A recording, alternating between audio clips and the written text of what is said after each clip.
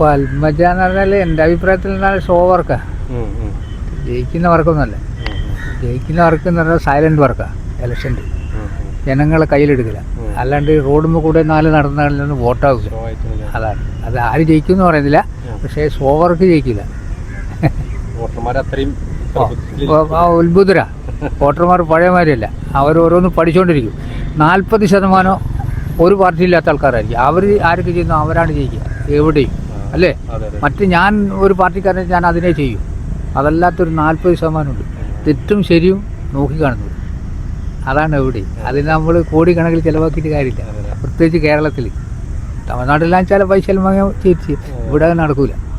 ഇവിടെ അപ്പോൾ മുൻകാല ഓരോ പ്രവർത്തനങ്ങളും നോക്കും. എന്തെല്ലാം ചെയ്ത് നാട്ടിനെന്ത് ചെയ്ത് എന്തെങ്കിലും ഇവർ വന്നു കഴിഞ്ഞാൽ എന്തെങ്കിലും കൊണ്ടുവന്നെല്ലാം നോക്കുക. അപ്പോൾ അതിനനുസരിച്ച് തൃശ്ശൂർ മണ്ഡലത്തിൽ നല്ലൊരു മത്സരം നടക്കുന്നുണ്ടല്ലേ? നല്ല ടൈറ്റ് മത്സരം നല്ല മത്സരം. ലീലാകൃഷ്ണൻ നല്ല സ്ഥാനാർത്ഥിയാണ്. പിന്നെ മറ്റേ ആളെന്ന് പറഞ്ഞാൽ പഴയ മേയറാണ്. ഒരുപാട് കാര്യങ്ങൾ ചെയ്ത ആളാണ്.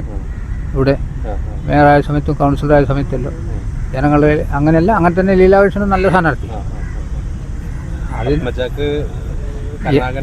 കരുണാകരൻ്റെ അതൊന്നും കിട്ടൂല. ആ ഇതിലൊന്നും കിട്ടൂല. കരുണാകരൻ്റെ ആ ബേസിൽ അവർ പറയുന്നല്ലാതെ അതിലൊന്നും കിട്ടൂല. പിന്നെ മൊത്തത്തിൽ എന്ന് പറഞ്ഞാൽ എല്ലാവരുടെ ഇടയിലും നല്ലൊരു അഭിപ്രായം കേൾക്കുന്നില്ല. പാർട്ടിക്കാരും അറിയായിരിക്കും, അല്ലാത്ത പൊതുജനമില്ലേ അവരുടെ ഇടയിലും. സുരേഷ് ഗോപി ആ സമയത്ത് എന്ന് പറഞ്ഞാൽ അയാൾ എന്ന് പറഞ്ഞാൽ തിളക്കി. കാരണം വെച്ചാൽ ഒരുപാട് തെറ്റിദ്ധാരണകളെല്ലാം ഉണ്ടാകുന്നു. സുരേഷ് ഇപ്പോൾ അത് മാറി, ട്രെൻഡ് മാറി. സുരേഷ് ഗോപിൻ്റെ അന്നത്തെ ട്രെൻഡ് ഇന്നില്ല, അതില്ല. ഇന്നിപ്പോൾ സുരേഷ് ഗോപി വന്നാലും ജയിക്കൂല. അന്ന് ജയിച്ച ഒരുപാട് ഞങ്ങൾക്ക് അറിയാം. അത് ഞാൻ പറയുന്നില്ല. ഒരുപാട് കാരണങ്ങളുണ്ട് അതുകൊണ്ട് ജയിച്ചു. അത് സുരേഷ് ഗോപിക്കൊന്നും അറിയാം. അതും പൽമജൻ്റെ അത് തന്നെ. പൽമജ പണ്ട് ഈ കോൺഗ്രസ്സിലായ സമയത്ത് KPCC ജനറൽ സെക്രട്ടറി, KTDC ചെയർപേഴ്സണായി മുകുന്ദപുരത്ത് മത്സരിച്ച് ഇല്ലേനോ?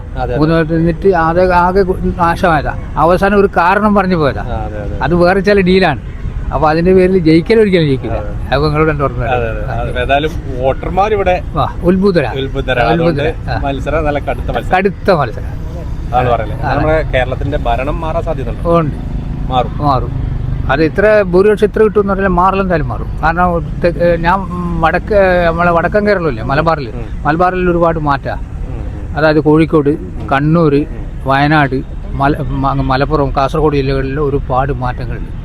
അത് നമ്മളിപ്പോൾ തൽക്കാലം കുറച്ച് പെട്ടെന്നൊരു പെൻഷൻ കൊടുത്താലൊന്നും അതൊന്നും ശരിയാവില്ല, നടക്കില്ല. അത് ജനങ്ങൾ അത് ഞാൻ പറഞ്ഞ ഒരുപാട് പഠിച്ചു കഴിഞ്ഞാൽ. കാരണം ഇതിനിപ്പം വന്നു കഴിഞ്ഞാൽ ആര് വന്നു കഴിഞ്ഞാലും കുറേ കാലം വളരെ ബുദ്ധിമുട്ടില്ല.